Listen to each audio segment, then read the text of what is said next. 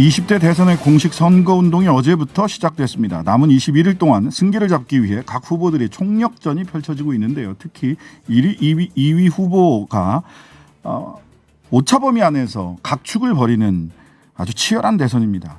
관련해서 대선 주요 현안 지금부터 더불어민주당 명예선대위원장이신 추미애 전 법무부 장관 연결해서 들어보겠습니다. 안녕하세요. 네, 안녕하세요. 네. 그냥 이제는 전 법무부 장관이 아니라 배우 추미애 이렇게 불러드려야 되나요? 과찬이시고요. 예, 동영상 너무 많이 사랑한 죄인가요? 예, 그거 봤습니다. 2편도 나오는 겁니까? 1편 뭐 투비 컨티뉴 이렇게 끝나던데요. 모르겠습니다. 그냥 아마 복잡한 이슈들이 간결하게 좀 소구력 있게 전달하고자 그 봉사하는 분들이 아이디어를 내서요. 네. 제가 뭐 시키는 대로 응해 주었을 뿐인데 관심을 주셔서 감사합니다. 네. 자, 어제 제주와 대구를 찾으셨고요. 대구는 또 본인의 고향이시기도 하고, 그다음에 오늘은 서울 강북 갑에서 유세를 하셨어요.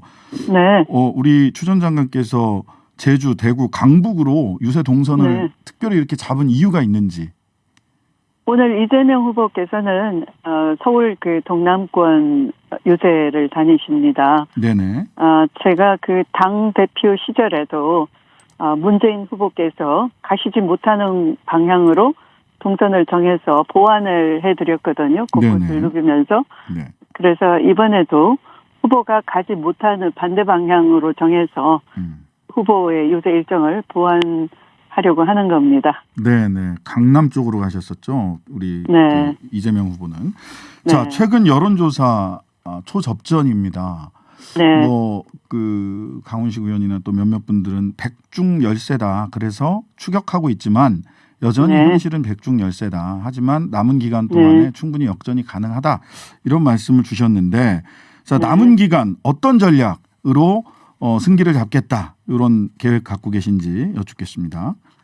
이재명 후보는 국민들께서 알면 알수록 이 부분 몰랐구나. 그래, 역시 이재명이야. 경제든 외교든 안보든 제대로 실효적이고 실용적인 믿을 수 있는 정책을 얘기하고요. 네. 윤석열 후보는 사드 배치 같이 들으면 들을수록 알면 알수록 과거로 가고 또 미신에 과도하게 의존하고 통합보다는 분열을 얘기하고 국민을 위한 대통령이라기보다 국민을 겁박하는 그런 쪽으로 가기 때문에 역시 제대로 열심히 알리는 것이 중요하다 생각합니다. 네네. 알면 알수록 믿음이 가는 후보와 알면 알수록 믿을 수 없는 후보 이렇게 지금 말씀 주신 것 같고요. 자, 신천지 압수수색 관련된 논란이 있습니다. 관련해서 이거 좀 당시 법무부 장관이셨으니까. 어제 대구 동성로 유세에서 추 전 장관님께서 지난 2020년 당시 검찰총장이던 윤 후보가 무속인의 조언을 받고 영장을 반려했다.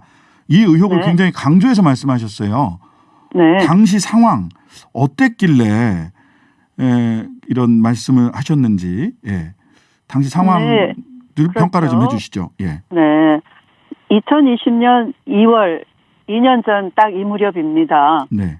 당시에 그 코로나 확진자가 막 발생을 했는데요. 그 과반 이상이 신천지 교회에서 나왔어요. 대구 신천지 쪽에서 많이 나왔죠. 그렇죠. 대구 신천지 31번 여성 환자는 특히 예배에 2번이나 참석을 하고 많은 지역을 돌아다니셨어요.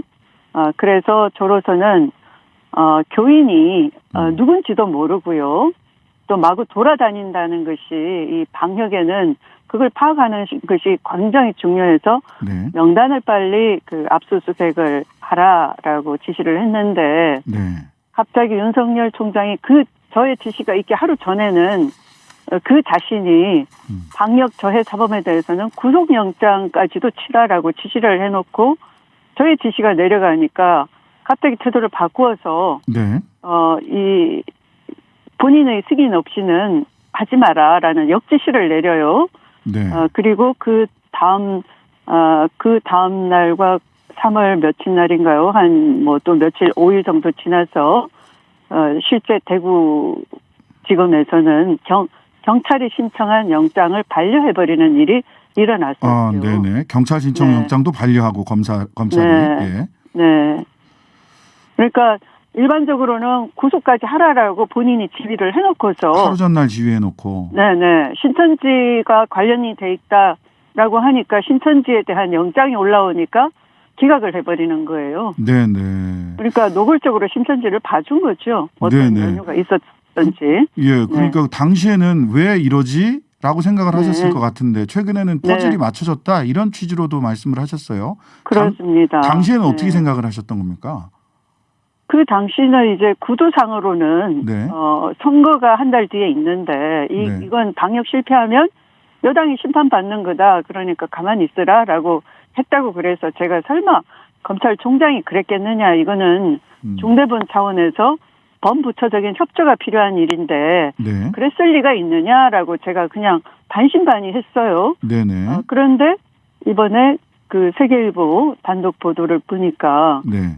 건진 법사에게 대통령이 되려면 뭔가 해야 되지 않느냐. 같은 영매를 네. 이렇게 거스르게 관계를 네. 나쁘게 해서는 안 된다. 이런 취지로 세계일보에서 네네. 보도를 했죠. 네네. 예. 그렇죠. 네. 그래서 그때는 참 의아했고 믿을 수 없었는데 네. 그런 이유가 있었구나라는 거를 알게 네. 되셨다라는 거고요. 네. 근데 이제 윤 후보는 추 전 장관님이 그렇게 말씀을 하시니까 네. 쇼하려고 했던 것에 불과하다라고 평가를 하고 그다음에 네. 그때 압수수색하면 그 네. 명단은 뭐 형사소송법상 그 명단을 확보해서 사용할 수도 없다. 재판에서 증거 기록으로만 사용할 수 있을 뿐이다. 네. 압수수색 대신 그래서 광범위하게 신천지 서버를 다 이렇게 넘겨받아서 네. 이렇게 확보를 한 거지. 당시 압수수색했으면 명단도 확보 못하는 판이었다. 이렇게 얘기를 했어요. 이 네. 반론에 대해서는 어떻게 평가하십니까? 그 당시는 그 서버를 본인이 뭐 포렌식을 했다라고 하는데요. 네네. 그 서버를 포렌식한 주체는 중대본이었어요. 네. 무슨 말씀이냐 하면 네네. 대검은 지금 그 논리로 뭐 이건 소송 그러니까 수사하는 것이야 되는 것이고 또 그 자료를 방역 목적으로는 쓸 수 없다 이런 네네 그렇게 시종일관 네. 예. 이 강제 수사에 대해서 부정적이에요. 네. 그래서 대검의 그 포렌식 장비를 네. 중대본에 빌려주는 식으로 한 것이죠. 네. 그러니까 이 사람과 시설을 중대본에 빌려주는 방식을 취한 것인데 네. 제가 이제 그 인력에 대해서는 파견 승인을 해준 것이죠. 네. 그러니까 사실은 대검에서는 뭐 한 일이 별로 없는 거죠. 직접적으로는. 그래서 제가 그 대검을 우회해서 이 중대본을 지원하도록 후속적인 조치를 취한 거죠. 대검에서 강제 수사를 네. 자꾸만 회피하고 영장 네. 신청도 안 하고 하니까 오히려 네. 대검을 우회해서 네. 중대본에 포렌식이나 네. 인력을 전부 다 배치를 해서 명단을 확보할 수 있게 했다. 네, 그렇죠. 네, 아이고 이 서로 윤 후보 얘기하는 거하고는 또 전혀 다른 윤 후보가 전혀 다른 이야기를 하셔가지고 자.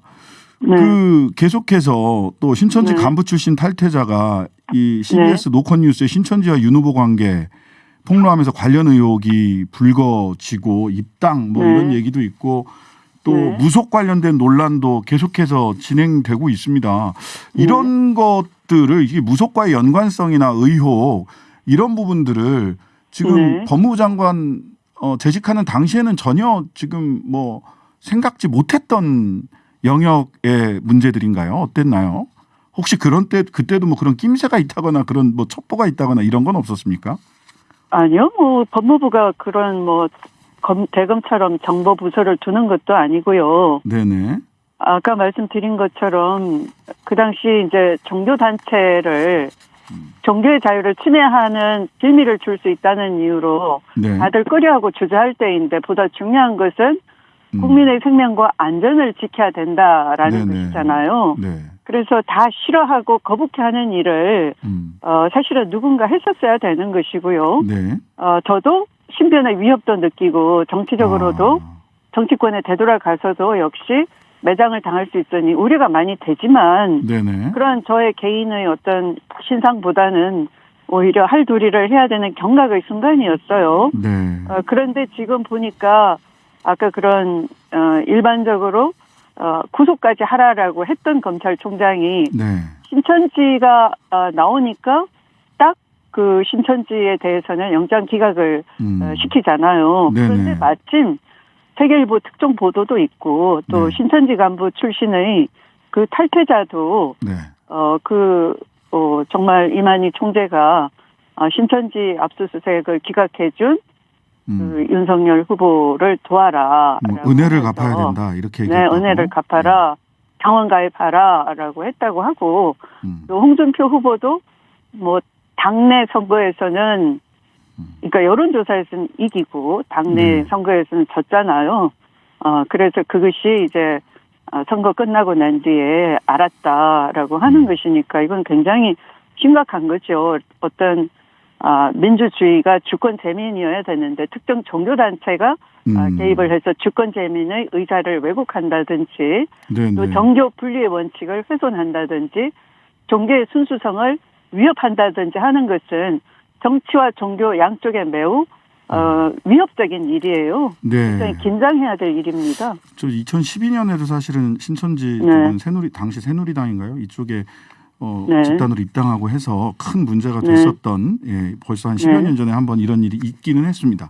자, 사법개혁안 윤석열 후보가 엊그제 발표한 사법개혁안과 관련해서 뭐 내용은 다 아실 거고 어제도 저희들도 이걸 다뤘는데 법무부 장관의 검찰총장에 대한 수사지휘권 폐지, 별도의 예산 편성권 보장, 고위공직자 부패수사처 관련된 뭐 전속관할권이나 이첩 요구권 폐지, 경찰 사건 송치 후 검찰의 직접 보안 수사, 경찰 불송치 사건에 대해서 세 차례 송치 요구할 수 있는 뭐 등등등 여러 가지 안들이 나왔는데 일단 총평을 좀 해주시죠. 현재 검찰의 불만을 고스란히 반영한 결국은 이 개혁을 물르겠다 하는 계약 아닌 거죠. 계약 아니다. 총평을 하자면. 네. 이게 예산 편성권도 법무부 장관을 통하지 않고 이렇게 간다라고 하면 이 별도의 부처가 하나 새로 생기는 거 아닙니까? 이렇게 되면.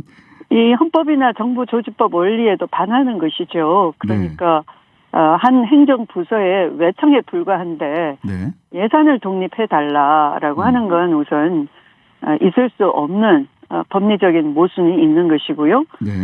또 현재도 이 검찰 특활비에 대해서는 147억 원을 영수증 없이 썼다라고 국회에서 이미 파악을 했지 않습니까? 그리고 법원의 소송도 공개하라는 소송에 대해서 거기에 불복하고 있을 정도로 예산을 임의로 집행을 이미 또 하고 있죠. 그런데 그걸 또 더 독립적으로 편성하겠다 하는 것은 그야말로 이 정보권도 가지고 있는 검찰을 아무런 견제 장치 없이 독립시키겠다. 뭐 정말 제4의 부서라고도 표현하시는데 그게 아니고 그렇게 되면 검찰이 대통령보다 더 힘이 센 제1의 부서가 되겠죠. 네. 하기는 지난번에 지난 총선 때는 자유한국당에서 검찰총장의 임기를 6년으로 한다라고 하는 공약도 있었더라고요. 찾아보니까. 이번에는 그 부분은 뭐 빠져 있긴 합니다만. 그랬군요. 6년이면 대통령보다도 1년이 길어요. 거의 검찰 총통제가 되겠네요. 검찰 총통제. 이번에는 뭐 빠져 있긴 합니다. 다만 오늘 또 몇몇 언론에 이렇게 나온 거 보니까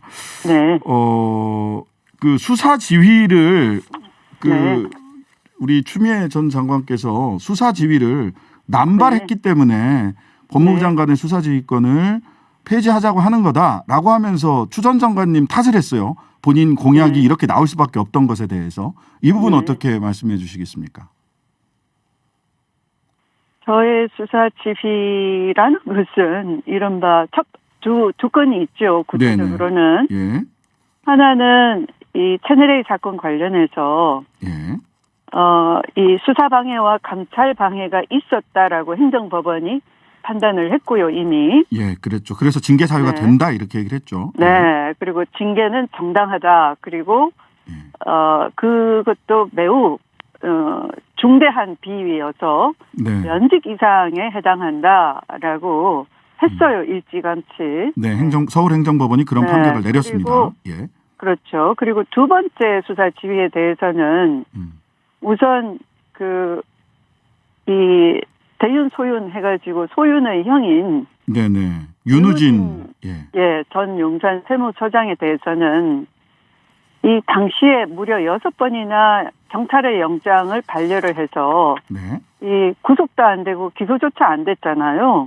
그런데 제가 수사 지휘를 해서 이제 구속 기소가 됐습니다. 네네 그렇습니다. 네, 장모의 요양병원 사건도 1심 구속됐는데 2심에 가서 윤석열의 동기 판사가 무죄를 선고했어요. 네네. 네, 사람들이 어쨌든 기소가 됐어요. 기소도 안 되고 이러고 있어요. 대단히 예. 분노하고 있죠. 예. 그리고 부인 김건희 씨에 대해서는 도이치모터스 주가 조작 사건에 대해서 네. 많은 증거들이 나오고 있어요. 그런데 수사에 응하지 않죠. 네. 그러나 공범들은 몽땅 구속 기소가 돼 예, 있죠. 5명이 구속 기소됐습니다. 네, 이렇게 보면 누가 이 권력을 남용하고 사유화한 겁니까? 바로 검찰총장 본인이죠. 네네. 만약에 이런 이 검찰총장의 검찰권 남용에 대해서 검찰권 사유화에 대해서 그냥 준다 그러면 이것은 공정과 상식에 반하는 반법치가 되는 것이죠. 네. 네. 그런데 그걸 아무도 통제를 하지 못한다라고 하면 그야말로 검찰 독재 국가가 되는 것이죠. 네. 그래서 그런 뭐 장관의 지휘권을 없애버린다 그러면 아까 그런 검찰 독재 시대가 되는 것이죠. 예. 네. 네. 어쨌든 요새 윤석열 후보는 조국 전 장관이나 추미애 우리 전 장관님을 자꾸 호출을 하려고 하는 듯한 공약이나 발언들이 뭐 많이 나오고 있어서 이걸 본인이 정치를 시작한 명분으로 지금 삼고 있는 부분들을 자꾸만 재확인 선거운동 과정에서 하려고 하는 게 아닌가 하는 그런 뭐 예측도 하게 되는데요. 예, 오늘 말씀은 여기까지 듣겠습니다. 날 추운데 선거운동 하실 때 건강 유의하시기 바랍니다. 감사합니다. 네, 고맙습니다. 네, 추미애 더불어민주당 명예선대위원장님이었습니다.